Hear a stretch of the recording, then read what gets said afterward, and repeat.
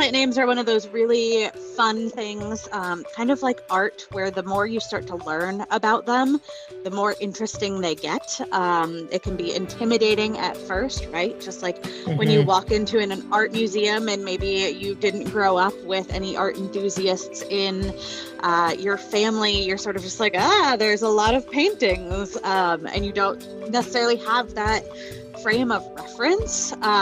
It's the same with the plant names.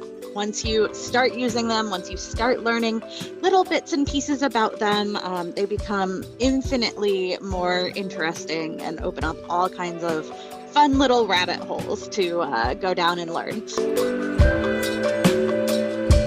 Really important, especially in conservation.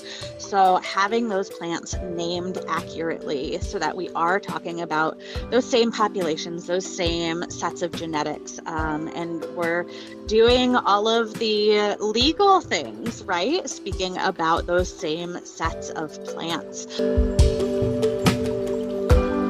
For example, Cornus, Florida, Forma, rubra. So that Forma is saying, hey, this is a pink form that is found in nature within natural populations. And that Forma piece has a lot of specific biological implications.